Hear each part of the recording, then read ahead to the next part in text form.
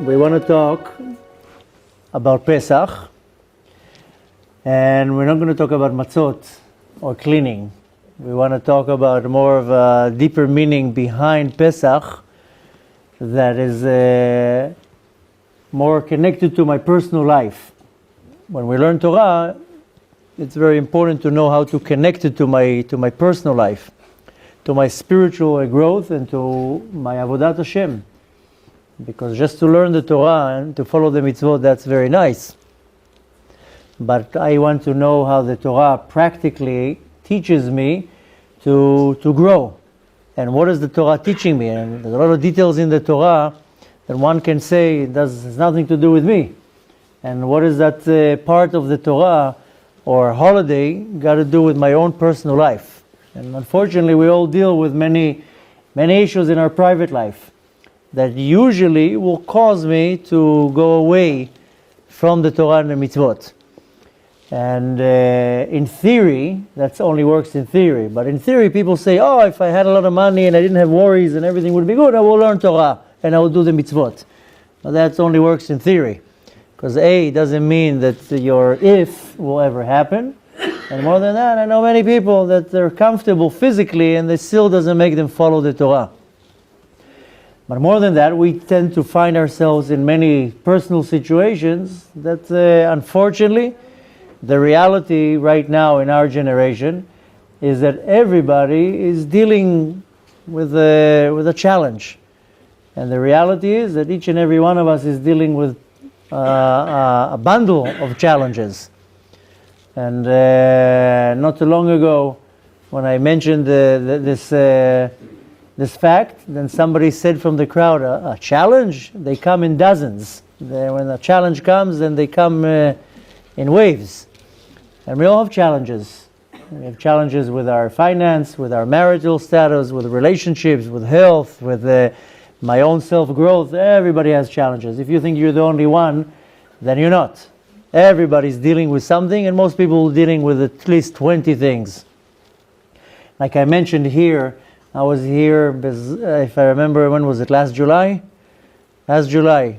And I mentioned that, Baruch Hashem, we get in my system thousands of emails every day.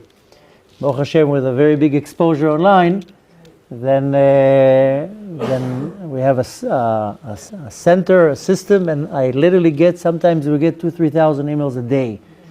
And I never ever got one email that said everything is fine. All the emails are just disasters. That I don't know what. I have to start fundraising for tissues just to give the girls that are reading the emails just to all day long with all the sobbing stories.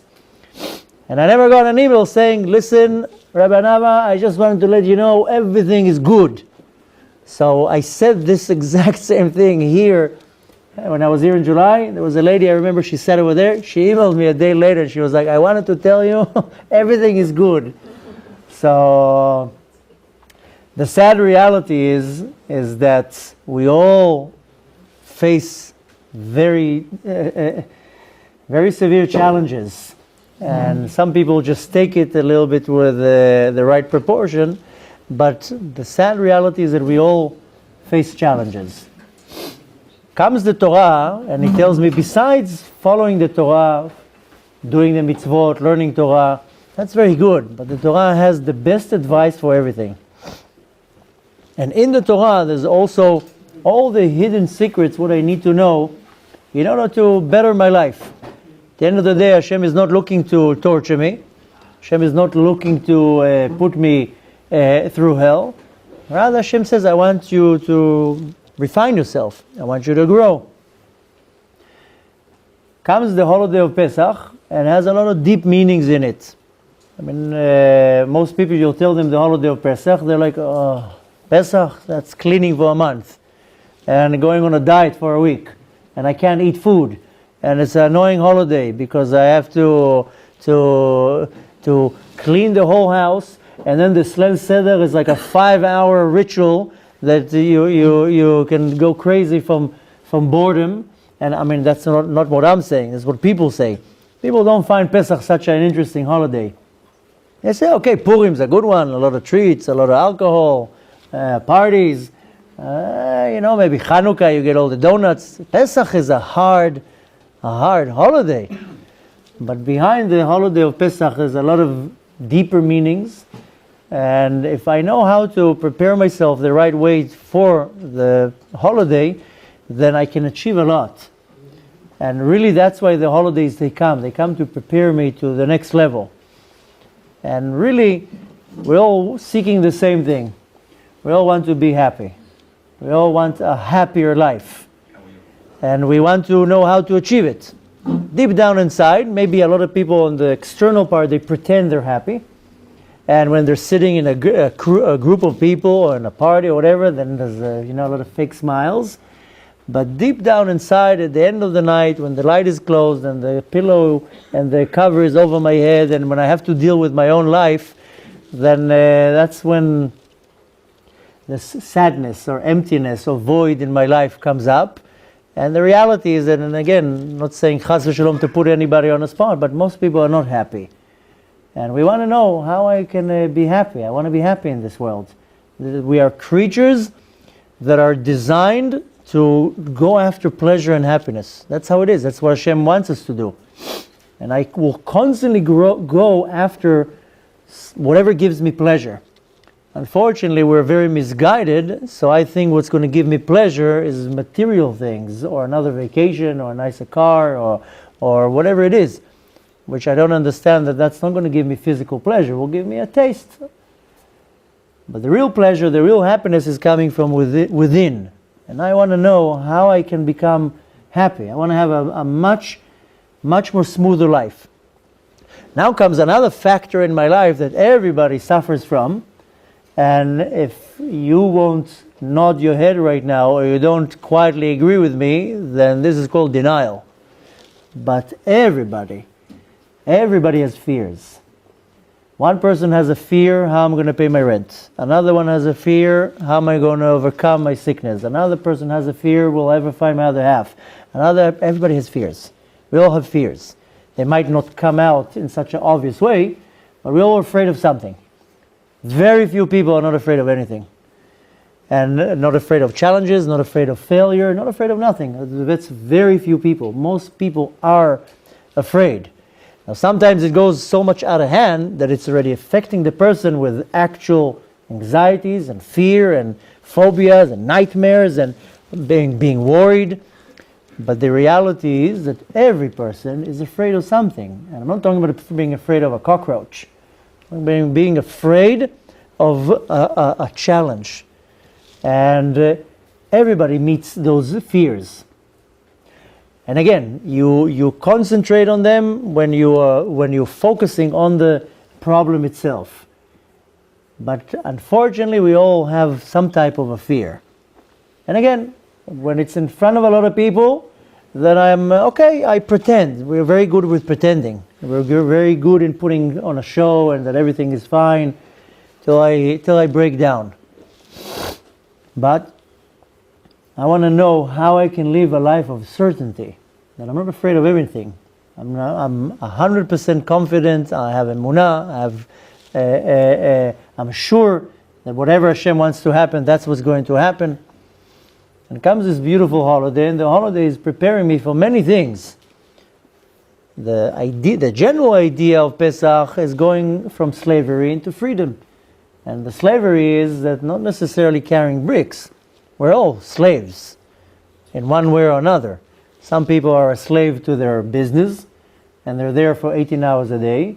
And some people are slaves to their phone and they tap the phone all day long and they make sure the phone is clean and they charge it all the time, that he's not going to be by himself, and they make sure that the phone is never lonely or asleep on it. And so some people are slaves to the car. They make sure also they're making it feel nice all the time in the car wash. But we're slaves to many, many things. We just don't notice it. But we are slaves. And I don't want to be a slave to anything. And the slavery that we're referring to in our generation, it doesn't called slavery. It's our generation, it's called addiction. And it's just the same idea in a different way. Some people, it comes out in severe things, that it can be an addiction to drugs or alcohol or pills or gambling or whatever it is. And some people, the addiction is not so bad. It's for just 7 cups of coffee or to that 17th bar of chocolate that I can't function if I don't have that chocolate right away. And we all have all these addictions. And I'm not going to get again to the phone. That's another big addiction. Something's going on with the fingers, it has to constantly touch something. Now there's another machala, another disease called Facebook. Everybody's all day long, and I don't even know what people lost there. Such nonsense. Go in, post your picture, say hello, and go out. People are like parked there for 3 hours. Now what did you lose there? It's the same posts over and over. And like as if something's going to change. So I know the word addiction is not a nice word. People don't like when you tell them you are addicted. No, I'm not addicted to anything. So try to go for a week without your phone. We'll see if what will be the definition of addiction. But nevertheless, we're not going to call it addiction, so we're not going to sound so harsh. Rather, we'll call it slavery. And this is the slavery that we're all under. And this holiday is the power and the essence of how I break out of slavery. Now, when you're thinking about it, why are we celebrating Pesach? Ask now any average individual why you're celebrating Pesach. They'll tell you because we went out of Mitzrayim 3,400 years ago. Which is true, but we're really celebrating Pesach because at that moment that we went out of Mitzrayim, a very special godly light came down to the world and permeated the power for all generations that any person that is stuck in a Mitzrayim can go out of Mitzrayim. And Mitzrayim is not a country south of Israel. Mitzrayim is a state. Mitzrayim comes from the word in Hebrew, meitzar, something that puts me in a limit. And I need to go out of my limitations. That's kind of the name of the game. Hashem puts a limitation on me, and he says, okay, now let's see you overpower it. And when you overpower it, then we'll be waiting another limitation. You're not getting rid of it. But the point is, it's like working out in a gym. You start in the gym, then you push 10 pounds, then you go to 20 pounds, then you go to 40 pounds, and you grow. Everything in life, you want to grow. You don't want to stand in the same spot. So going out of Mitzrayim is going out of my limitation. That's why our sages say, "B'chol dor v'dor chayav adam lirot atzmo kilu yatsa miMitzrayim." Every generation, a person has to see himself like he went out of Mitzrayim. And again, not going out of the country, going out of my state of limitation. And Balatanya adds on that, and he says, don't say every generation, every day a person has to see himself like he went out of his limitation. So this is the general idea of the holiday of Pesach, but there's also more hidden meanings. Now, before Pesach, let's just a little bit go into history. If you remember, before Pesach we got 2 mitzvot. And these are the first 2 mitzvot that we got as a nation. Because the first mitzvot that we got can be found in the book of Bereshit, and there's only 3 mitzvot that we got there. The first one is to be pruvu, to multiply, to have a family, then to have kids. This is the first commandment that Adam and Chava got. Then came another mitzvah that Avraham Avinu got, is to circumcise every child that is born after 8 days. And then we got another mitzvah that is called Gid HaNashah. Gid HaNashah, that we're not allowed to eat a certain tendon in the leg. If you remember after the fight with Yaakov. So this is a mitzvot that we can find in the book of Bereshit. And we're not talking about the mitzvot that Noach got before the flood that are called the 7 laws of Noach.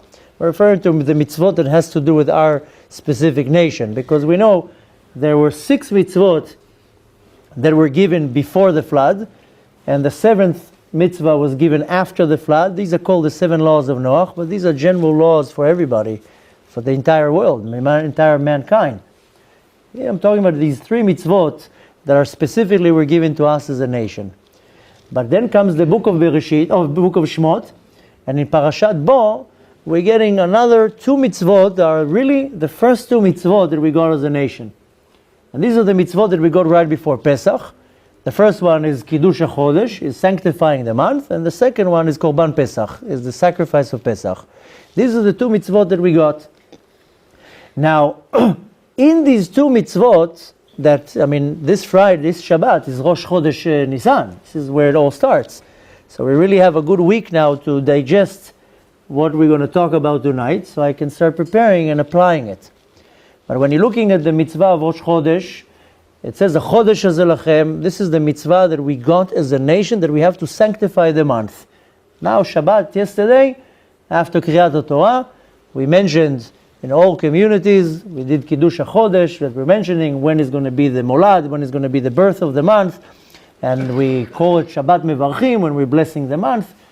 We're announcing the birth of the month. And B'ezrat Hashem, this Shabbat, we're going to celebrate Rosh Chodesh. This mitzvah, very quickly, just to summarize the actual mitzvah, then at the time when they had Bet HaMikdash, there was a Sanhedrin, there was a court, a Supreme Court, and the way it worked is two witnesses had to come to the court and testify that they saw the moon. And if two kosher witnesses would come, the judges would interrogate them.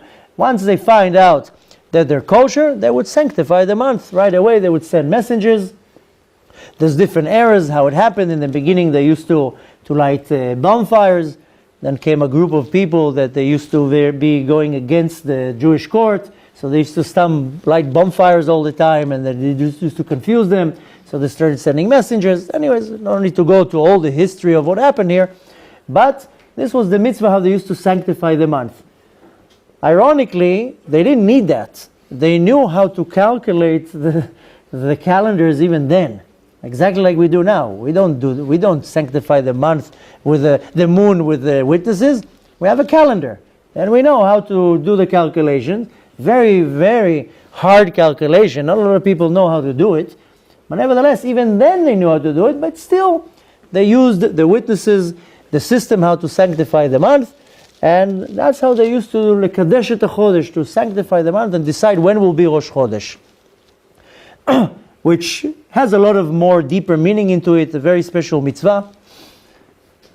But comes another mitzvah that we got right before Pesach. This is a mitzvah that unfortunately we don't do. B'ezrat Hashem, maybe this year Mashiach will be here, we'll already do it. And this is Korban Pesach. This is a certain sacrifice that we only do on Pesach.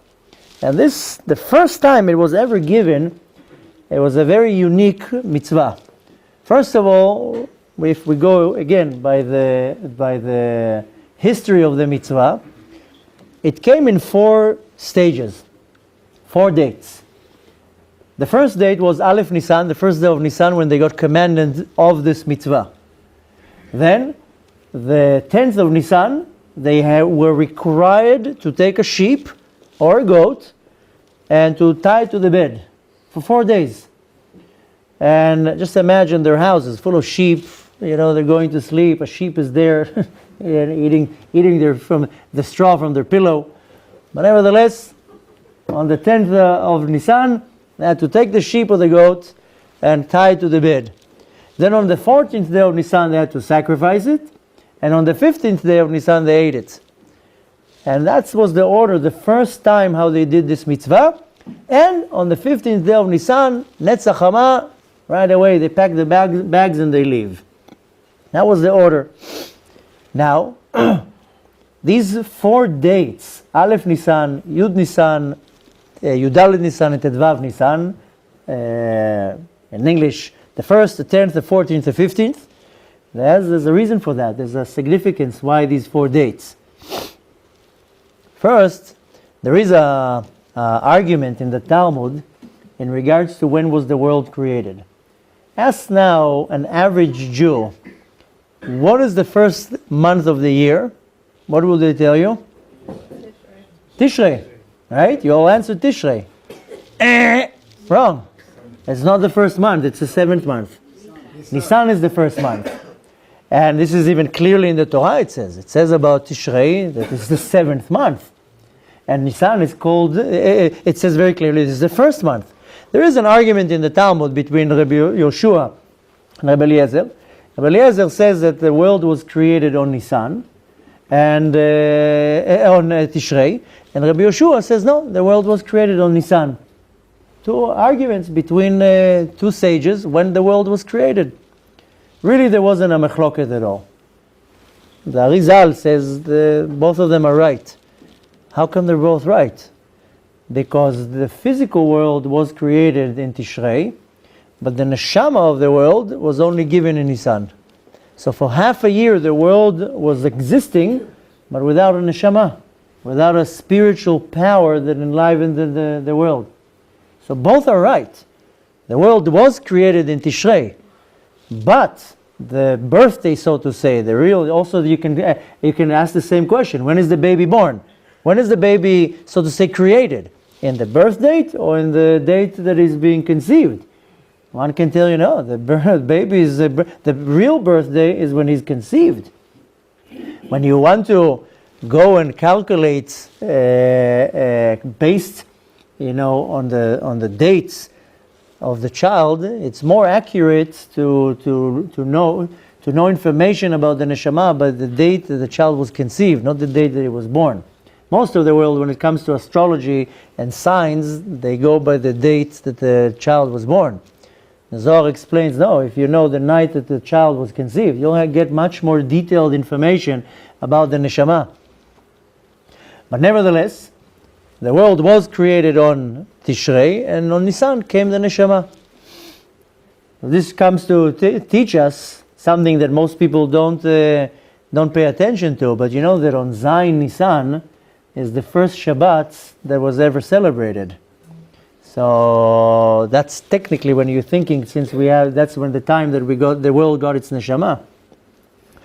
But nevertheless, we see that the importance of this Korban Pesach, that first of all, on the first time it was ever sacrificed, it will never repeat the same.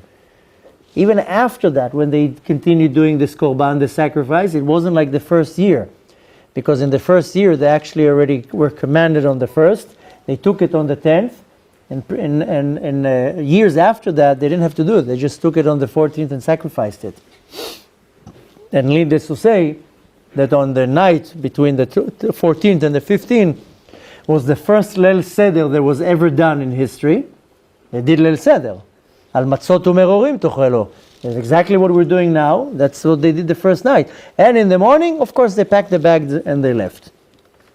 What's interesting here is that this Korban, even later on at the time of Bet HaMikdash, it only had 4.5 hours to sacrifice it. It could only be done after Chatzot Hayom, the middle of the day, and it had 4.5 hours to do the sacrifice. Now, on the day that they used to sacrifice the Korban Pesach, at the time of Bet HaMikdash, there were many other Korbanot that they used to do that time. It wasn't only Korban Pesach. They used to do Korbanot, sacrifice that was called Nedarim, and Nedavot, and Shlamim. There was a lot of other sacrifice going on at the time. But we want to kind of see what is the connection to this sacrifice to me. I mean, I don't have this sacrifice right now. Once I get the Bet HaMikdash, my problems will be solved anyways. So what is it got to do with me? I don't do the sacrifice. I do the Kiddush HaChodesh, but I don't do the mitzvah of Korban Pesach. B'ezrat Hashem, once we have already a Bet HaMikdash, then I'm not going to have issues. I'm not going to have problems once Mashiach is here. So these two mitzvot, specifically this mitzvot of Rosh Chodesh and Korban Pesach, these mitzvot are the foundation of emunah, of my belief in Hashem. I know it's very easy to say that I believe in Hashem, but the reality is most people don't really believe in Hashem. They believe it exists. But when it comes to a test of emunah, most people don't really believe in Hashem. I once gave an example that a person became observant. Person became a Baal Tshuva. And many people become Baal Tshuva. And if you are one of them, then you probably notice that in the first year or two, Kadosh Baruch Hu leaves you alone. Everything goes smooth. Everything is great. No issues, no challenges. You grow and you grow and you grow till you meet the first wall. So the story goes, and of course it's just a parable, it's just to emphasize the idea, is that there was one such individual, became a Baal Tshuva. And they gave him a good 2 years, quiet, let him grow. After 2 years, they gathered the committee, the Baal Tshuva committee in Shamayim, and they were all sitting there, and they were saying, okay, listen, we gave him enough time, now we have to give him a challenge. Has to be a challenge.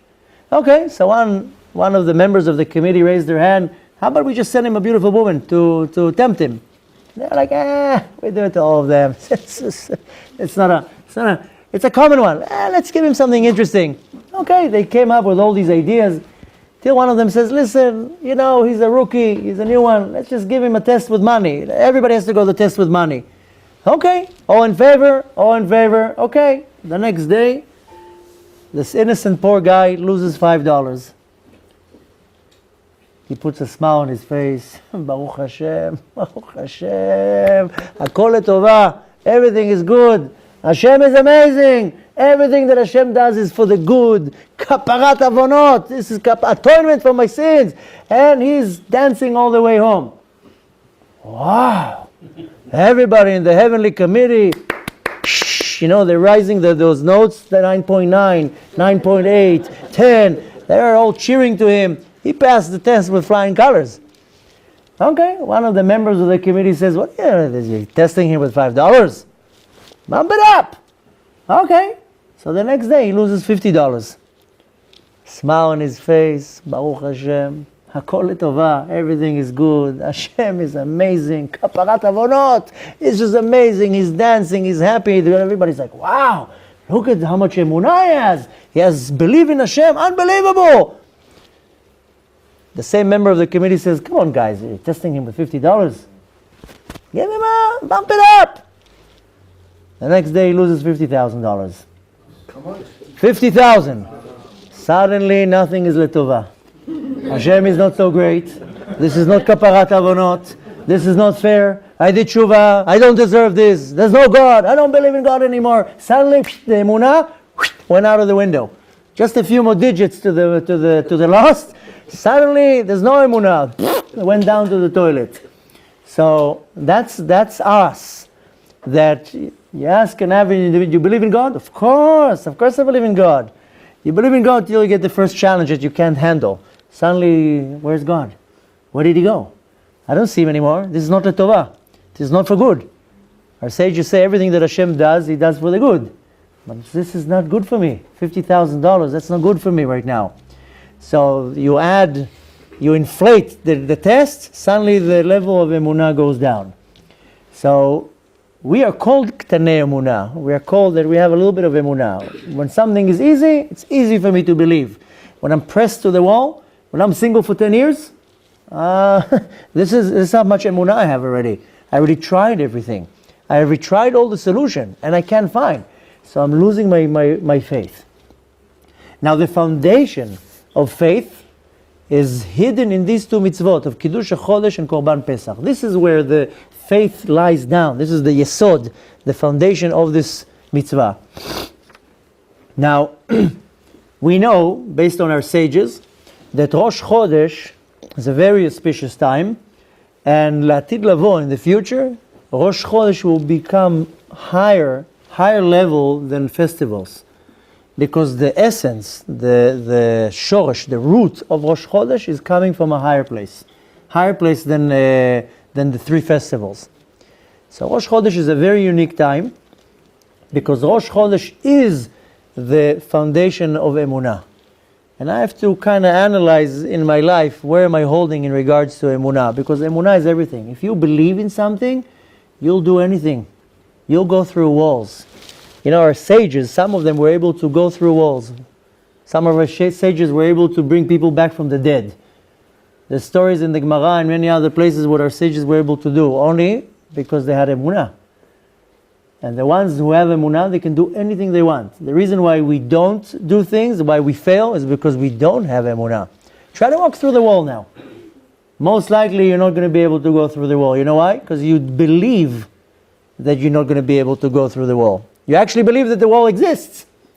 But if you have unbelievable faith and emunah, you walk through the wall with no problem. Just that we have a barrier in our emunah. And my failures in everything in my life is because I don't have faith. Now I need to know how to bring it back to the surface and how to be able to apply this emunah, because our entire faith, I don't like using the word religion, but our entire connection to Hashem is based on emunah. Is based on the fact that I believe in something that I don't see and I know it exists. Now, here comes another, we'll take a little detour because this is kind of what I want to more focus on. The mitzvah of Rosh Chodesh, of Kiddush Chodesh, take the word Chodesh. Chodesh is a month. You translate the word Chodesh. But Chodesh is written Chet, Daled, and Shin, which you can read it also Chadash. Chadash is new. And Chadash signify renewity, hitchadshut, something that is new. Why we call it Chodesh? Why don't we call it any other word? Because every month, it renews itself. We go by a lunar cycle. We're not going by a sun cycle. Some nations, some faith, they go by the sun's cycle. The moon cycle is different. That's why our calendar is different from all the different nations, because it's very, very hard to calculate the lunar cycle. That's why our calendar, we have every 3 years a leap year, because if you're taking the lunar cycle, it's 11 days less than the sun cycle. So what happens is that after every 2-3 years, we're thrown back. So if Chas v'Shalom, we wouldn't have a leap year, Pesach would start becoming in the winter, and then it would go back and back. So our sages added that every 3 years we have a leap year with 13 months. But the cycle of the moon is a very unique cycle. But if you're looking at the moon, in the beginning of the month, you don't see anything, and slowly the moon adds up, and then it disappears again, and constantly it renews itself. It disappears, appears. This is called hitchadshut, to be renewed. That's why the word chodesh that's why we call it chodesh, because it gets renewed all the time. Now, everything in this world gets renewed constantly. Even the creation of the world. A lot of people think that Kadosh Baruch Hu created the world and left. But that's not the reality. We say twice a day when we pray in the morning, "Uvetuvo mechadesh bechol yom tamid maaseh v'reshit." In His great kindness, He recreates the world every day. The Arizal says that every 3 seconds the entire world is being recreated. Every 3 seconds. The entire world gets recreated from zero to the state we see it. Even in our body. You know that every 7 years, our entire body is renewed. Thousands and millions and tens of thousands of cells in our body, every 7 years is a cycle, our body renews. This body is not the body that was 7 years ago. Somebody asked me not too long ago about tattoos, because we're not allowed to tattoo ourselves in Judaism. And somebody once asked me, what's the problem? Is it that bad? And I said, listen, first of all, if it says in the Torah we're not allowed to tattoo ourselves, that is bad. But I'll tell you what's the problem with the tattoos, is that the place where the body is tattooed, it doesn't get renewed. So the entire body gets renewed, and the cells where the tattoo is doesn't get renewed. So it stops the person from going to a higher level. Rabbeinu B'Chaye explains that if a person had reached to a certain level, then you can grow a step higher. So when the Torah comes and tells you to do something or not to do something, Torah knows what it's talking about. But nevertheless, the world is recreated constantly. This is called hitchadshut. And the Ari, like I said, the Ari is explaining that every 3 seconds, everything gets renewed. Just imagine that people think that the world was created once and Hashem left it. Just imagine of the system that Hashem constantly recreates the world. Now, us as humans, we have the complete opposite motion. In Hebrew, it's called hityashnut. In English, you would probably say things go old. Very few people know how to renew themselves constantly. Most things in this world, especially us, it grows older and older, even our bodies. I don't know many people that they grow younger. Most people grow older. And everything in this world grows older. We would wish for things to become constantly younger. But we see that in our nature, there's the opposite of hitchadshut, the opposite of being renewed. Rather, hityashnut, everything is going older and older and older. Now, in order to get something renewed, I need a new energy. That's what happens to me when I go to sleep. Why do you think you go to sleep? Technically, you don't need to sleep. It's already proven that a human body can go 3 or 4 days without sleep with no problem whatsoever. But what makes you tired? You think you're tired because you worked hard today? Or that you didn't sleep well? Or that you carried, you're shopping? Why do you think you're getting tired? You're not getting tired because you're up. The only reason why you're getting tired is because your soul is tired. If your soul will not be tired, you will never get tired. That's why you see the great tzaddikim, they don't sleep. The Arizal never slept. He used to put his head down for a few seconds, up. That's it. Back to business. All the great tzaddikim never slept because what gives them the energy, the source of energy, is their neshama. The body is a very powerful body. It's proven that the body can just go and go and go and go. What gets tired is the soul. So comes 10 o'clock at night and you're tired, don't think you're tired because you worked hard. You're tired because your battery of the soul went down. Like your phone. Now we're walking around all the time with the chargers and make sure the phone, chas v'shalom, should not go under that 80% mark. So it's just ridiculous how people you have now, they have batteries, people walking with batteries and wires everywhere. Everywhere you go, you have wires sticking out from walls. Even when I flew in here a few days ago, every terminal there's like wires sticking out from walls. And chas v'shalom, you have to go from one station to another station. But nevertheless, the reason why the phone shuts down, because it runs out of battery. Or like any other device. It runs out of battery, then you have to recharge it. Then our soul runs out of its battery very fast. That's why you're tired at night. It's because your soul, the energy of the soul went down, down, down, down, down. Now what happens? If you're smart, you rejuvenate the energy of the soul when you go to sleep. So before you go to sleep, we pray, we say Kriyat Shema Lamita, we do tshuva, we prepare our body, that if I do what I'm supposed to do, then at night my soul will go up to the generator, get connected, and from the 3% battery, suddenly I get fully charged, and I come back down.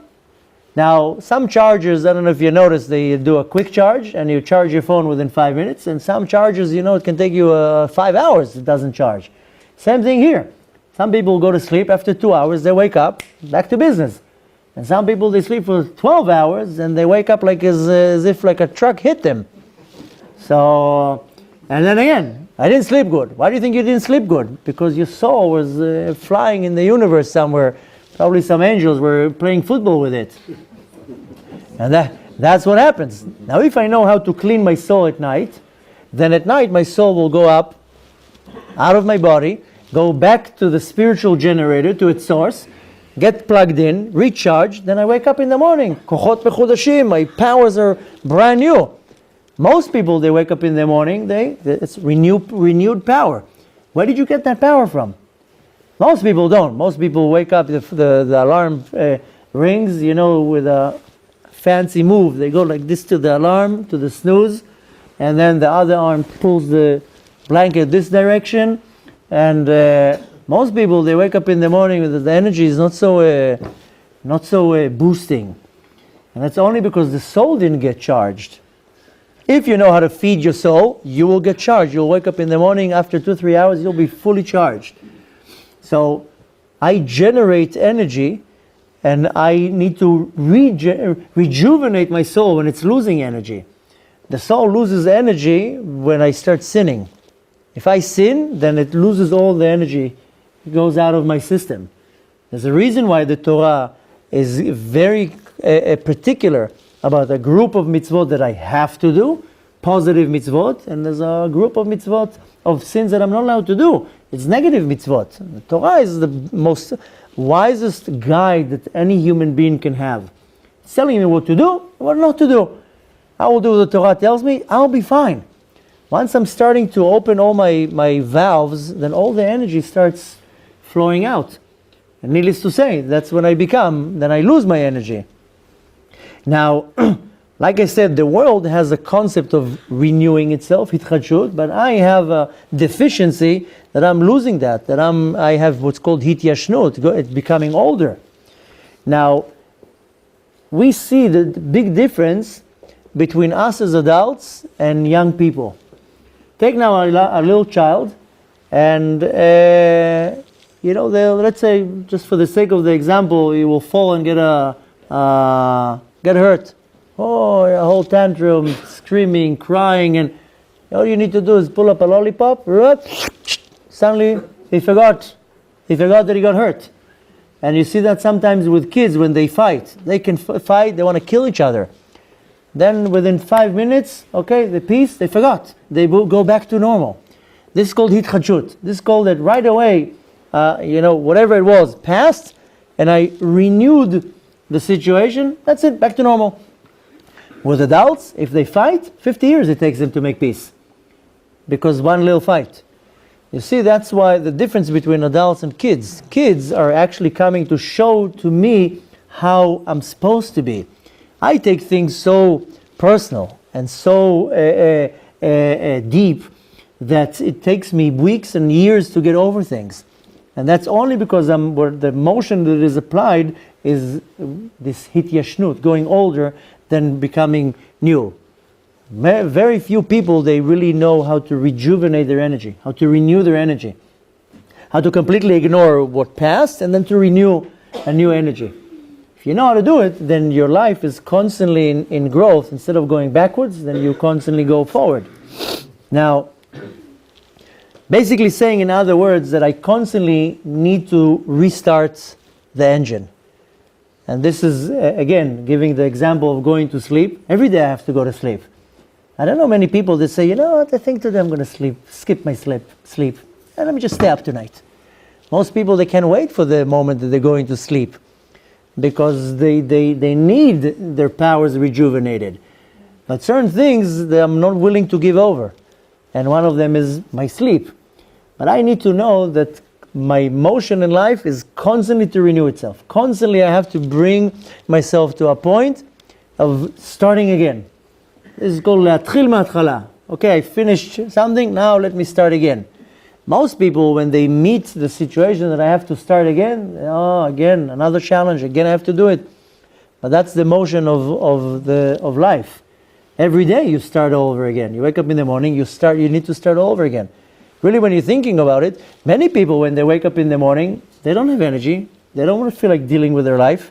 Again, I have to wake up. Again, I have to wash my mouth and face and go to the mikveh and go to pray and again pray shacharit. Again, go to the same lousy job that I can't stand. But if you notice, every day we have this renewity. Now, how do you really get the power, the energy to start all over? We all face in our life situations that something happened and I have to pick up the pieces and move on. A relationship finished after 10, 20, 30 years, I have to start all over again. I lost my business, I have to restart the business right now. Whatever it is, we constantly meet situations that I'm back to square one. Now how do you start again? We have, Baruch Hashem, we have such a schut that we have a seminary for older ladies. I don't like using the word older, then I get in trouble when I go back home. We call them the more mature ladies. So we have a young student, she's 78 years old, and then we have like real young students and they're like 60. But we have a very special institute for mature ladies that they want to learn Torah. We do have some young ones in their 40s. But now we have the exact same thing for men. We have a yeshiva for men, and Baruch Hashem, we have an 84-year-old student. Can you imagine an 84-year-old man coming in the morning, praying, learning? Unbelievable to see it. And then we have some young ones in their 60s and their 50s. But it's very unique because there's an older man or an older woman that wants to learn Torah and grow spiritually. They don't know really where to go. So Baruch Hashem, we have an unbelievable schut to cater to this group of people. But you see stories of men and women that they just became widowed, they whatever it is, and they start all over. There's one guy who's learning by us. He's 64 years old. And he tells me, I'm starting everything from beginning. He lost his wife, his kids don't really talk to him, whatever was going on there. But he's like, I have to start everything all over again. And you would think that somebody, when they're 64, will want to just sit and relax all day long. And here life is thrown into his face a challenge. Yeah, you have to start everything all over. And I keep telling him, you can live another 20 years like that. What's 64? You can easily live another 20 years. That's if Chas v'Shalom Mashiach is not going to come anytime soon. Mashiach comes tomorrow, you're going to live forever. But let's say hypothetically, 64? What's 64? It's nothing. You have easily another 20 years to go. And you see a strong individual that needs to start all over again. So we constantly find ourselves with situations that we still have to start all over again. And it can be on a daily basis, can be on a monthly basis, can be once in my lifetime, but there's constantly the idea that I have to start all over. Now, how do you really do it? This month that we're about to start next week, the month of Nisan, is the month of Hitchadshut, the month that everything renews itself. Even physically, go out in the month of Nisan, suddenly the tree is starting to bloom, the flowers are coming out. It's unbelievable. Next week, I can guarantee to you, snow, not snow, everything starts blooming, everything starts growing. It's the month of growth and the month of renewity. Now, how do I really reach to the point that I can rejuvenate and have this rebirth? There's many different ways, but one of the most important ones is called prayer. And this is a thing that most people dread. Sometimes you stand on the street, you tell an individual, hey, you want to come up and lashlim minyan? We're only 9. We need one more guy. No. I prayed at home. Yeah, really? When did you pray at home? 2 years ago. So you tell people to come to the minyan? No. Tell people to pray? So I don't even know why people don't like praying. It's a break from your life. Most people, you tell them to come and pray, it's like if you told them to go, I don't know what, and give their kidneys to somebody. And really, prayer is the essence of our existence. This is one of the pillars of our faith. Our entire faith is standing on 3 pillars, and one of them is prayer. It's a big thing in our faith. In other religions too, but we're concentrating right now on our faith. Look how much our faith is based and going around prayers. Every day we pray 3 times. We pray more like 5 times. If you include in Kriyat Shema L'Mitah and at least once saying Birkat Hamazon, that's 5 prayers. I'm not talking right now saying a bracha. That's a bracha, a blessing. I'm talking about praying. Our entire Shabbat is around prayers. It comes now, we'll have a holiday, Pesach, it's around prayers. Everything is around prayers. And prayer is the generator of renewity. If I don't pray, that's when I'm going backwards, constantly going backwards. That's why our sages have added to our schedule to pray. Look at our forefathers, Avraham, Yitzchak, Yaakov. They didn't have a siddur. They would pray every day. The praying is, for me, the moment that I get connected to my, so to say, my spiritual generator to start generating energy. And if I miss that, then I don't generate new energy. That's one of the many reasons why our prayer are repetitive. When I became observant, I'm sure most of you, if not all of you, already heard my personal story. And after I became after I came back to life, and I called my friend and asking him how do I become observant, then one of the first things he told me is that I have to pray.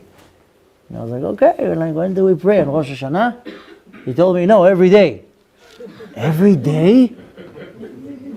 He says, yeah, 3 times. 3?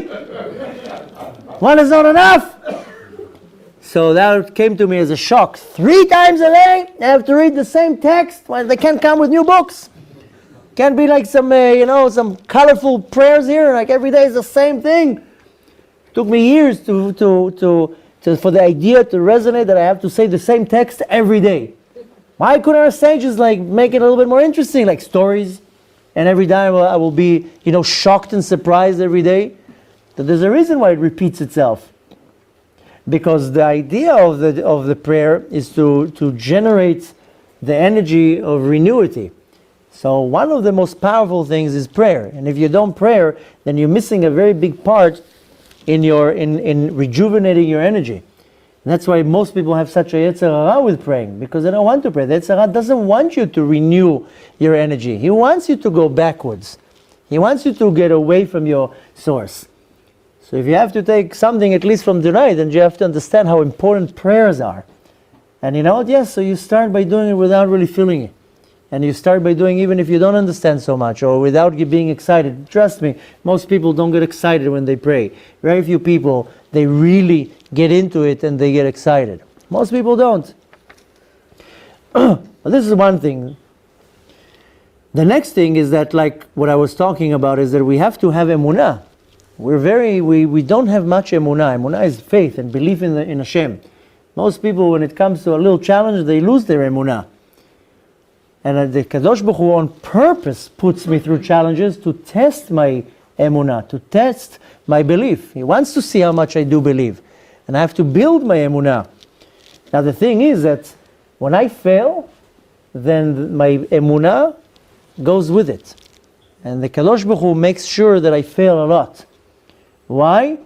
So I will be tested now if I still have my emunah. And the reality is that I can't say in ratio, but in the majority of things that we do, we will fail. And that's predestined already. It has nothing to do with me. If I'm going to fail or be successful, that only depends on Hashem. I'm required to put effort. I'm required to do my part. And if Hashem wants me to be successful, I'll be successful. If Hashem wants me to fail, I will fail. The point is to see how much effort I put and if I fall back when I fail. Because usually when I fail, that's when I go 2 steps back. That's when I start not believing in myself. That's when I don't believe in whatever I do or in other people. But it's all a game. And the thing is that I really don't have control on the results. I don't have control on the result of what I do. And specifically we see now right before Mashiach is coming, whether you believe it or not, whether you are aware or not, Mashiach is coming very, very soon. So because Mashiach is coming very soon, most of our efforts fail. You know how many startups are trying to start every day? Probably thousands and thousands. You know how many businesses people are trying to start, relationships, whatever. You see, if you're looking in a very global way, and even in your personal life, how many things you try to do, and how many of them in ratio were successful. Probably most of the stuff that you tried failed. And it doesn't mean you are a failure. It just means that that's the journey. That's what Hashem wants you to go through. He wants you to go through the failure to see how it affects you. To see if you get up and you brush off the dirt and you move on or not. And this is just one big test. Now comes the mitzvah of Korban Pesach, and this is the foundation of emunah, of belief. Because if you really look at the actual sacrifice, how they did it the first time, if you remember, I told you, on the first day of Nisan they were commanded to do it. On the 10th day of Nisan, they had to tie to the bed for 4 days. Why have to tie it to the bed? Well, what's the point behind it? The point was that the sheep in Mitzrayim, they were their idols. For the Egyptians, sheep were idols. Now they come and they take their idols and they tie it to the bed. Now just imagine, the Egyptians are coming and saying, what are you doing with my little god? Oh, we're gonna slaughter it in 4 days. Excuse me? You're gonna do what? We're gonna slaughter it in 4 days and then we're gonna eat it. Just imagine what was going on in Mitzrayim. Can you imagine the Egyptians looking at their gods tied to beds? Can you imagine what a test it was for the Jews, for Bnei Israel, that the commandment is tie their gods of the Egyptians to a bed for 4 days? So they had to overpower their fear. And this is what it goes back to what I started the lecture, that we all have fears. And this Korban Pesach, the sacrifice of Pesach, is the foundation. I know it sounds like a ritual and some kind of like a barbaric ritual. All the Korbanot, all the sacrifices, they don't sound so holy, by the way. If you really, now we're starting the book of Vayikra. This is the book of Korbanot. Now we're going to start going through all the details of a Korbanot. Nothing sounds holy there, by the way. I don't know if you went through all the rules. It's slaughtering animals. and taking blood and splashing in different places, taking body parts, and it doesn't sound holy at all. So if somebody comes from the outside and says, this is a holy ritual, the sacrifice of Pesach is literally the foundation of me overpowering my fear. And like I started the lecture, we all have fears, and we have a lot of fears, and we don't know how to fight our fears. And some people, the fear is so bad that they get anxieties, they get panic attacks, they can't fall asleep, they have nightmares. It becomes a challenge, they don't even know how to deal with it. The Korban Pesach is the so to say the foundation of overpowering my fear. Why do I have fear? There's only one reason why I have fear. It's disbelief. I don't believe. Choser emunah. If I'm afraid of something, it's because I don't believe in Hashem. And like I said, it's very easy to say, I believe there's a God. Okay, that's very easy to say, I believe there's a God. Now let's see how much you believe in Him when you are hanging by a thread, when there's a sword here. And let's see how much you believe in Hashem. So, and chas v'shalom, I'm not putting anybody on the spot, I'm definitely not pointing fingers. I'm just enlightening us so we can get some tools how to deal with my life. Because we all face this challenge. You know, not too long ago, somebody that I know was diagnosed, Hashem Erechem, with a disease, the disease that nobody wants to hear about. And right away, can you imagine what a smack to the face? Am I going to survive? Am I not going to survive? What's going to happen with me? What's going to happen with my wife? What's going to happen with my kids? What's going to happen? He's walking around all day long with fear. And I keep telling him, have emunah. He's like, well, it's easy for you to say. I said, no, I know it's easy to say, but what's your option? The option is to stay in fear? Well, what good would it do? So again, I know it's easier said than done, but the fact is that we all have this challenge of fear. And the only way to overpower the fear is to rise my emunah. If I have fear, it's only because I don't have emunah. I don't have belief. Now, the reason why they tied the sheep to the bed is because everything in the world has a minister in Shamayim that is in charge of it. And when they tied the sheep to the bed, they overpowered the minister of Mitzrayim in Shamayim. The essence, the root, everything has a root in the world above. I mean, we call it a sar, a minister that is controlling from above. By the fact that they were able to tie the sheep, they overpowered their fear. They were afraid of the Egyptians. Can you imagine how scared they must have been to do that? And they know that the Egyptians can come into their house any second and kill them. But the fact that they overpowered the fear, they were able to subdue the minister of Mitzrayim in Shamayim. That made a big difference. Now, how do I overpower my fear? We're all facing fear. But how? Now, whatever challenge I have, it's very easy. To talk, it's easy. But now I have fear. How do I overpower my fear? Now, the way to do it, it sounds much easier than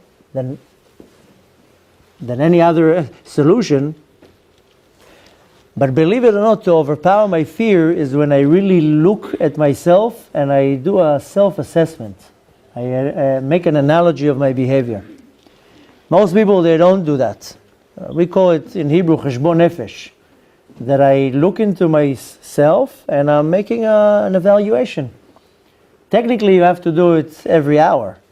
But we'll give you a discount. Do it once a day. Once a day, before you go to sleep, when you say Kriyat Shema Lamita, sit on your bed, sit on your couch, and make an evaluation. How was your day? How did I behave? Was I a good father? Can I do a check? Was I a good husband? A good wife? I can't say I was a good wife, but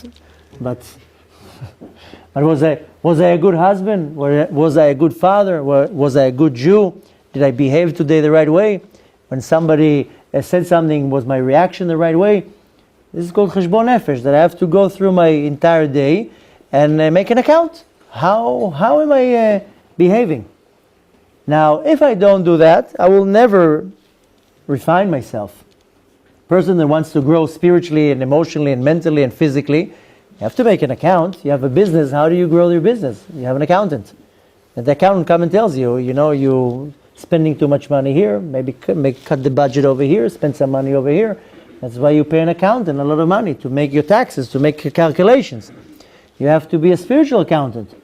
To come at the end of the day, you know, the students of the Baal Shem Tov and many other Hasidim, they used to have like a notebook and they would write all day long what they do. So comes the end of the day, they can look and have some type of an account of what they did the entire day.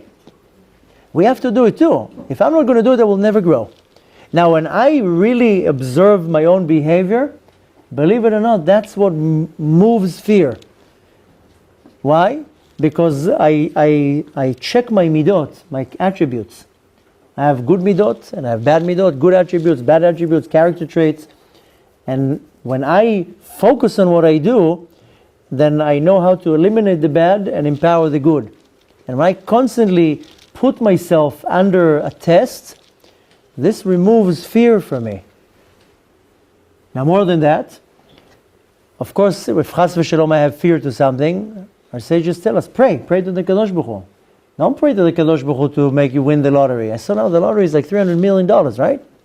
Maybe you should play the lottery. But nevertheless, most people pray to win the lottery. Pray to Hashem, remove this fear from me, remove my doubts from me. And yes, try it. Put it to the test, because praying it works. You have to pray to the Kadosh Baruch Hu. Bechlal, our sages tell us that if you have fear, is increase in joy. Make yourself happy. Dance, laugh, clap, jump, whatever it is. When you increase in simcha, then you remove the fear. But really, the fear is coming, the main source of fear is from sins. That's why when I make an assessment, an analogy of my behavior, is in order for me to start observing where I'm failing, so I can overpower that. That's why when I make this cheshbon nefesh, this self-assessment, then it will remove fear. Because I will be able to say, you know what, in that situation I wasn't fair, let me go and apologize. And when I walked into the house and I just screamed at my wife because I had a bad day, she's fine there, I'm wrong, let me go and apologize. When you really look into yourself, what you're doing and how you're behaving, the result is that you become a much better person. So you sin much less. You have to be honest, you have to be humble and say, was I really supposed to, doing what I was supposed to do today? When you do that, that's how you slowly push away the fear. Because fear really comes from when I have sins. If I have a sin, that's what brings fear into my system. Now, one more thing, since we're talking about Mitzrayim and Yetziat Mitzrayim, because even though we read that a month ago, but in the story of Mitzrayim, we're going through the entire process. There's a very unique part that happened in Yetziat Mitzrayim that most people skip over it, but even when you look at it, it's not so clear why the Torah says that. It says that when they left Mitzrayim, the dogs didn't bark. Lo yecharatz kelev leshono. That's what you're telling me? You're telling me that the dogs didn't bark? Tell me something more special here. Why are you telling me dogs didn't bark? So there's many explanations specifically why it's talking about the dogs, but one explanation is that there was a certain klipa at the time of Mitzrayim, that the klipa, the spiritual husk, was called kelev. And kelev is, the definition of kelev is kulo lev, that the entire dog is just heart. This is representing our weakness to physicality. We have this klipa. Klipa is a negative energy that is controlling me and is created by me. I'm the one that creates it. And this specific klipa, there's many types of klipot. This specific klipa is being fed from too much physicality. When I enjoy too much of the physical world, then I feed this klipa. And what happens is that I'm sunk more and more and more into the physical world. The more I feed it, the more it will go against me. And this specific klipa is the fact that they had too much gashmiut. This is what we have right now, in our generation. 100 years ago, they didn't have that problem. We are so spoiled in our generation that if chas v'shalom, something is not 100% how I want to, I won't be able to function. We are beyond spoiled already. Our beds are soft. and we have clean sheets. You know what it is once to have clean clothes? Once a month they would wash them. Now we just throw them in the washing machine, tick one button, half an hour later I have clean clothes. So we got very, very spoiled in our life. You know, Kadosh Baruch Hu, it's so amazing because I constantly try to observe in everything that I do how Hashem is trying to assist me in my spiritual growth. And I'm also guilty in this having pleasure of things in this world. And just to give you an example, before I came now on this trip, then I reserved a car. And, you know, I knew there's going to be a lot of snow, and not only that, I have a lot of boxes for carrying all the CDs and the books and stuff, and I always rent like a nice car. Besides, I'm already, you know, that's what I always tell my wife. Before I became observant, then everybody has, you know, things that they really like.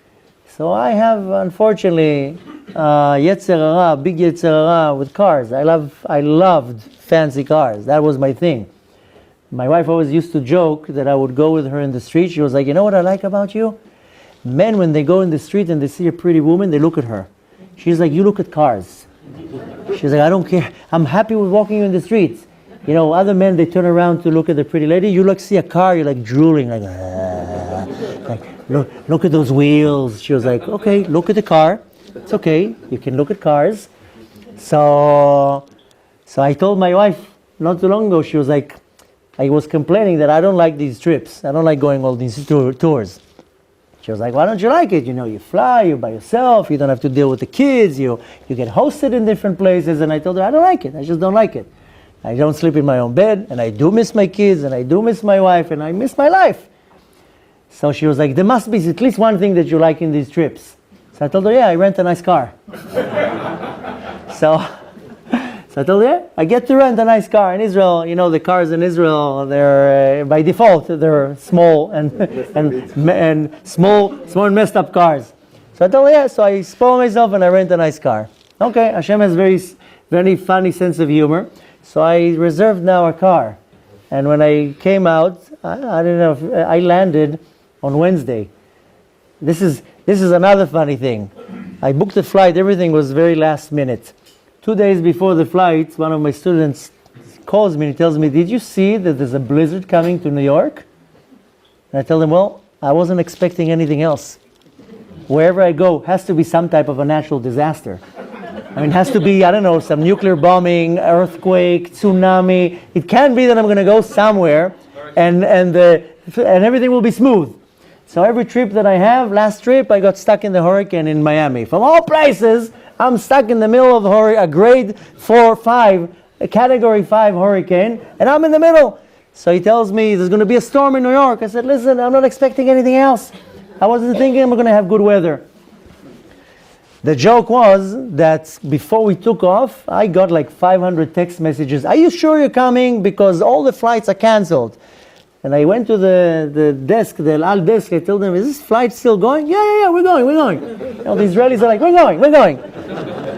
Don't worry, even if the sheds and nuclear bombs on us, we're still flying. So, and you know, we're getting closer to New York, and there was so much clouds. You know, the plane was taking, landing for like half an hour with like clouds and clouds and clouds and clouds. 1,500 flights were canceled. The only ones who are landing are the Israelis. You know, I can just imagine the tower from JFK calling the cockpit in El Al. By the way, we need you to turn the plane around because there's too much snow. The Israelis are like, let me call our boss. We can't do anything without consulting with the boss. They call the boss. You're landing. We're not paying overnights to 400 people to go to a hotel. You land on the snow. So I rather pray for dead people than to pray for overnight putting 400 people in a hotel. You know, flights are getting redirected to Canada, to Baltimore. The Israelis are like, no. They're landing. So sure enough, we landed. I didn't even know how they do that. Well, lucky the Israeli pilots are ex-jet fighters, so they land on the snow. So 1,500 flights were canceled. One flight is just, I never saw anything like that. JFK was empty. It was like a ghost town. It was the first time in history that I went through immigration within 3 minutes. So So I'm landing in New York, it's like a pile of snow, and I come to the car rental, and then they tell me, I don't know, you gave me some lame excuse, and they don't have the car, and they give me some dinky car. And I'm like, what? I came all the way to New York, through a snowstorm, and you're not giving me the car that I want? And in the beginning, I got upset. How dare they not give me the car that I want? And I was like, who Hashem? Hashem is so amazing, so sweet, that even in something so small, he's like, you want a nice car? No. I'm going to give you not a nice car. You don't need to get used to physical, something physical. Why do you need to enjoy a nice car? Drive a regular car. So Hashem is so kind to us that when you really make an effort to change, then Hashem helps you. Because that's where I see that Hashem intervenes. Because if not, He would let me rent a nice car. Because usually what happens, that I land and I rent a car, and they tell me, by the way, if you want, you can add $20, we'll give you the super extra large, most fanciest car we have on the lot. That's usually what happens. So, and they trick me. And every time I rent like a small car, and they tell me, by the way, we just got a cancellation, you can rent the fancy one, only $12 more. And I fall for that, and I rent the nice car, because I like cars. So, this time Hashem says, no, I'm not going to let you be spoiled with a nice car. I'm going to give you a regular car. You don't have to enjoy so much this world. The car needs to take you from point A to point B. It doesn't have to be so nice. Basically saying, in other words, you don't have to enjoy so much the world. The more we enjoy the world, the more we feed my body with this pleasure of this world, then I get, more sinking in, more sinking in, more sinking in. I'm not benefiting from my spiritual work. Basically saying, in other words, that when they left Mitzrayim, they had to be so disconnected from physicality. That's the only way to spiritually grow. If I'm too much involved with the physicality, this is another way of calling it habits. We have so many habits. If I want to grow spiritually, I have to break all my habits. I have to go out of my limitation. So comes this beautiful holiday, and I'm asking myself, what is this holiday? About eating matzahs? About being on a diet for a whole week? The holiday is a turning point where I can renew everything. Where I can come and say, you know what? I'm not 100% happy with my life right now. It's in a dead end. Something needs to change here. Hashem says, okay, here's the opportunity to change. Here's the opportunity to start something new. To start fresh. You just need to have a lot of faith. You have to have faith that Hashem will allow you to change. And you have to follow all the little details that I said and apply that. Because really at the end of the day, what's the most important thing to us is I just want to be happy. At the end of the day, I just want to be happy. When somebody has a very tight rope here, and unfortunately we all experience that, at some point in my life, Hashem tightens the rope. That you're like, we all have that. And at this point you're saying, I'll give everything away. I just want to be left alone. I just want to be quiet. I just want to be happy. I just want to go to sleep without any problems. I don't want phone calls. I don't want letters coming and all these, the last notice. You know those letters? Last notice. What do you mean last notice? What, are you going to shoot me now? So the point is that ultimately we're looking for happiness. And ultimately we're here to grow. To reach this level of renewity. I want things to be renewed. I want to stand in the same spot. Comes this once in a year opportunity that I can tap into it. That I have to start applying it. First of all, I have to increase in my prayers. Because that's the foundation. I have to start building my emunah. I have to really look into myself and start observing my behavior. I can't, expect too much growth here and leave myself in the same spiritual level. It will never happen. I need to look in myself and make an evaluation and be honest and humble and say, who am I kidding? I'm failing here, and I'm failing here. And mainly, it has to be do with my midot, with my attributes, with my character traits. I have to really observe in my own behavior and say, I need to refine myself. And we all have bad character traits that many people say, no, that's me. You can't change me. That's not true. It's not about being changed. It's about being refined. And we all have bad character traits. We just have to be humble enough to recognize it and to be mature and say, who am I kidding? I have an issue with patience. I'm impatient. I have an issue with judging people. I have an issue with anger. I have an issue with whatever it is. I'm lazy. Very few people are able to say that. Most people, they wake up in the morning, they look in the mirror, they take a glance. Whew, wow. Hashem is outdid himself here. This is a masterpiece. And you walk.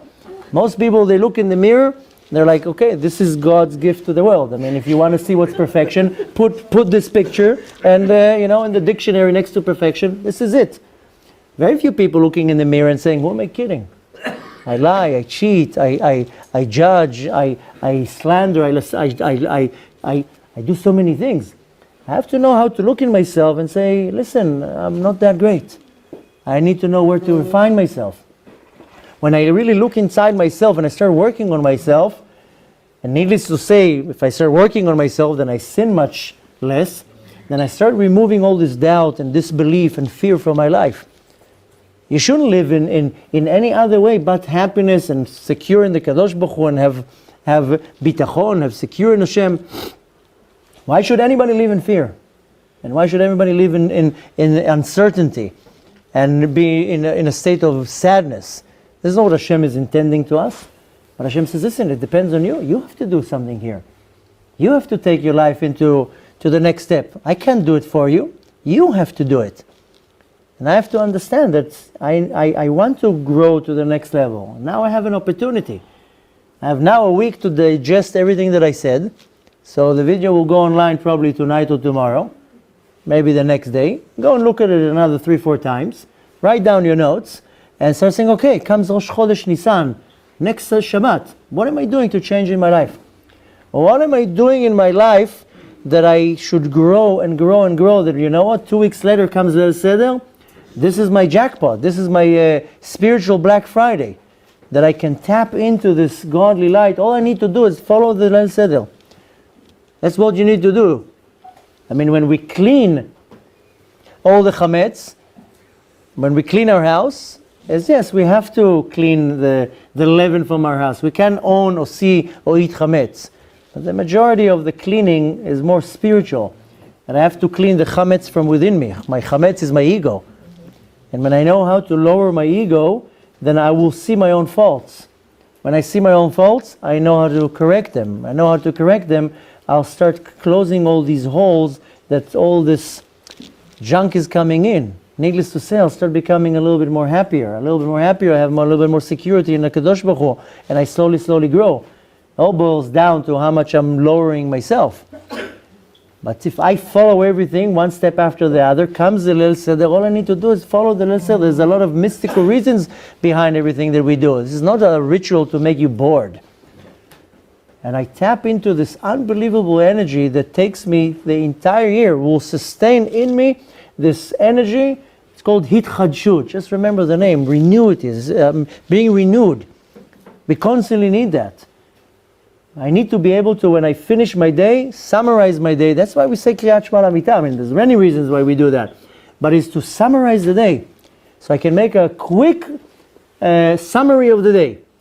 And then it doesn't mean that day had to be a perfect day. But as long as I'm aware, as long as I'm looking at my list and I'm saying, you know what, my day was not that great. I told you that, well, not necessarily you, but I told it so many times that, when I became observant, my agenda was not to look like this. I didn't put a yarmulke on or tzitzit. It took me 3 years to look like this. My process of becoming observant had nothing to do with my wardrobe. To a point even that when I went to one of the yeshivas when I attended, they told me I have to be dressed like everybody. And I said, no, I'm not going to do that. I'm not going to do that. My tshuva is not a suit. And my tshuva is not a hat. My tshuva is to refine myself from the inside. And if you want just a bunch of suits here, so this yeshiva is not for me. I want to really work on myself from inside. I don't want to kid myself standing in front of the mirror and seeing a hat and a suit and a beard and then I'm going to think that I did tshuva. I'm far away from doing tshuva. So my focus when I became observant was not on my external part. It was only the internal part. to start getting rid of all the junk. And I very quickly recognized all the bad character traits that I had. I had an issue with anger, I had an issue with patience, I had an issue with being judgmental, I had an issue with arrogance. I had a long list of issues. But I had one good character trait that overpowered all of them, that I had a little bit of common sense to see my faults and to say, okay, now let me start working on it. And one of the things that bothered me the most, I used to lie all the time. Like most people, all liars, by the way, in case you didn't notice. I used to lie in business and relationships. Everything was lying. And I couldn't stand it. I got to a point that I disgusted myself. How can you live like this? So after many years, I decided, okay, you know, I'm stopping. That's it. I had enough. I don't want to do this anymore.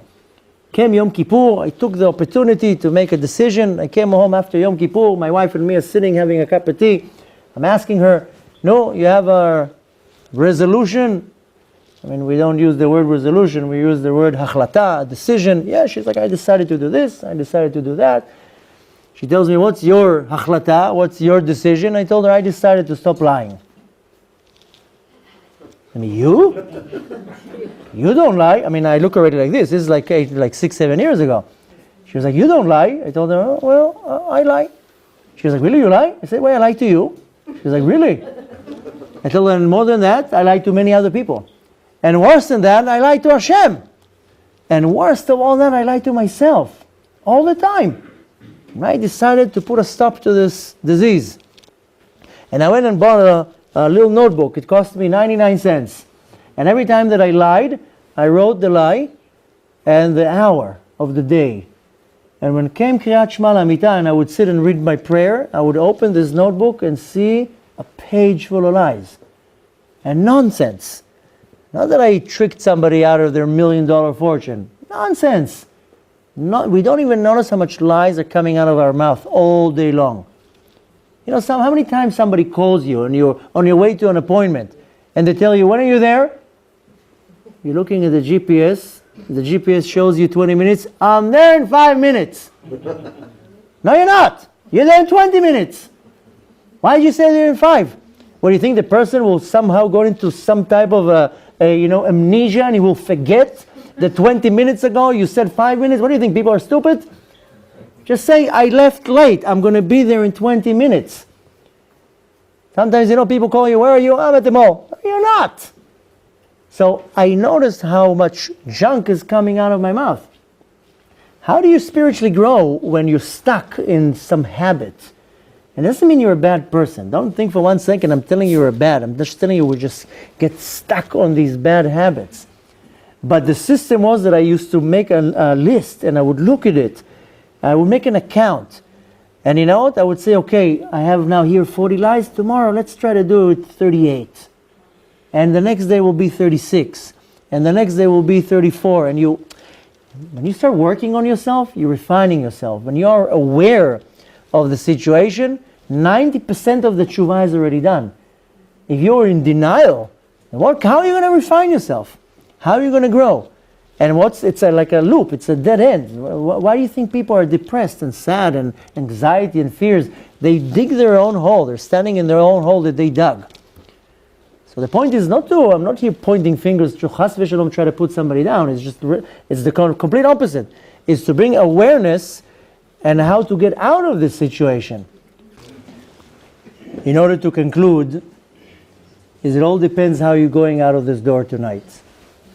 If you came in and you're going out the same way, that you kind of wasted your time. And you don't want to waste your time. You made the effort, you already came here. And it doesn't mean that getting results comes easy. Everything that is hard work is what gives you results. Nothing comes easy in this world. People are always looking for the easy way out. Easy is not going to get you nothing. You have to apply the change. And the point is that you want to walk out of this door and say, okay, what am I applying from tonight to make sure that my life gets a much better life? Because we all deserve to be happy. We want to have emunah, we want to be secured, we don't want to have worries. I told you already, I must look like a wall that everybody comes and tells me their problems, which I don't mind. You can come and tell me all your problems. And if I have a good advice for you or bracha, I will gladly give it to you. But the point is that I'm saying is that everybody, it's so sad to see that everybody is going through so much challenges and so much hardship, so much sadness and so much bad things, and shouldn't be like that. Shouldn't be like that. Even if I'm not saying that now you're going to make hocus pocus and your life is going to be amazing. There's a reason why we're all pressed into a wall, because Hashem wants to get the best of us right now before Mashiach comes. But the point is that I need to apply something. When something goes wrong in my life, it's because Hashem wants my attention. And if Hashem doesn't have my attention, He'll get my attention one way or another. So when I'm going through a challenge, it's because Hashem says, I need your attention. You're not giving me enough attention. You're not showing up 3 times a day to shul. You're not coming to learn Torah. You're not doing the mitzvot enough. You're not letting yourself, you're not working on yourself. So Hashem will get your attention one way or another. If you give Hashem the right attention, you'll see things will start flowing much better. So we want to take advantage of this opportunity. You have 1 week to mentally, emotionally, physically prepare. And you want to make sure that you're doing your preparation right. Comes this Shabbat is Rosh Chodesh Nisan, and you have 2 weeks to get yourself ready before Pesach. And this is the opportunity to grab this power. This power that anything that I do will have the power of hitchadshut, or to renew everything. That you can wake up in the morning with a good mood. Most people wake up in the morning, they don't have a good mood. Most people wake up in the morning, one eye just opened, they're already thinking of all the problems they have to deal with this day, and the other eye doesn't want to open. And that's the reality. Very few people are getting up, okay, let me tear the world apart. Most people, they just open up their eyes, they're like, oh, again. So we don't want to live like this. There's nothing wrong with challenges. Then don't think that the challenges will ever stop. Challenges you'll have till the last day of your life. Challenges are the power of growth.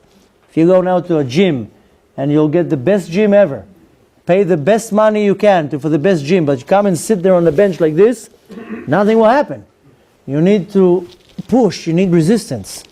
And the challenges are resistance. I just need to have the power to battle the challenge. And to do it with a smile on my face and to say, okay, Baruch Hashem, the challenge is good, nothing wrong with the challenge. And all this is coming from one specific day of Pesach.